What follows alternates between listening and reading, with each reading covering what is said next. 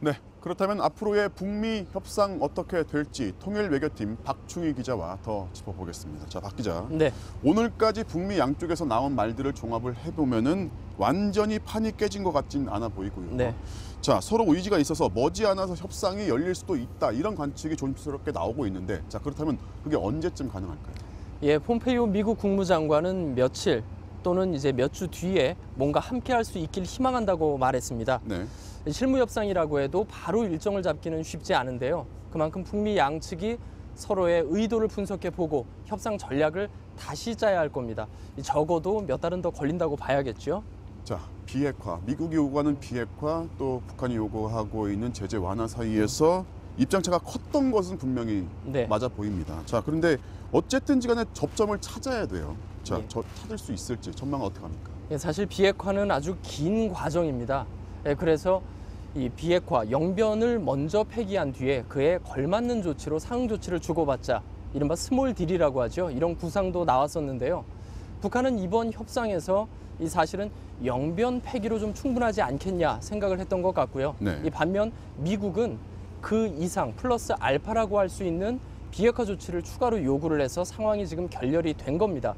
이 미국 입장에서는 북한이 협상하는 방식, 그러니까 비핵화 조치를 잘게 잘라서 하나씩 주고받으려는 이른바 살라미 협상 전략에 대해서 부정적인 인식을 나타낸 걸로 볼 수 있기 때문에 상황은 녹록지 않습니다. 자, 어쨌든 비핵화의 길고 긴 로드맵을 한 번에 협상을 통해서 타결하기는 어렵다 하더라도 네. 이를테면 작은 합의만이라도 주고받으면서 대화의 동력, 협상의 동력을 계속 유지하는 게 중요할 것 같은데 어떻습니까?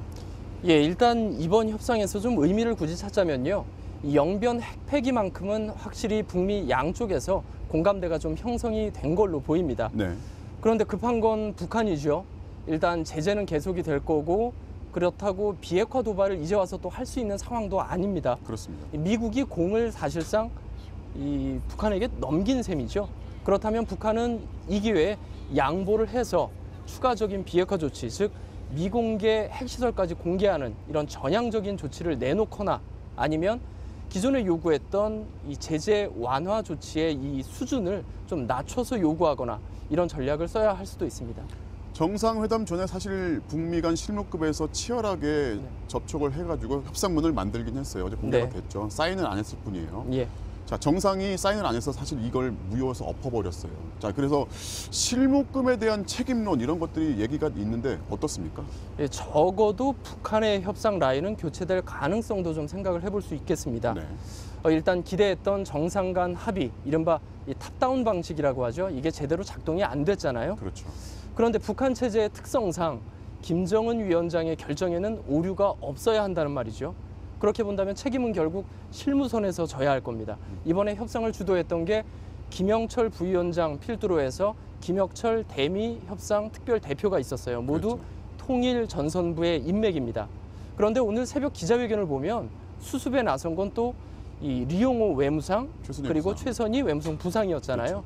그렇다면 앞으로 이 실무 협상에서 외교 라인이 혹시 나오진 않을까 좀 지켜봐야겠습니다. 알겠습니다. 지금까지 박충희 기자였습니다.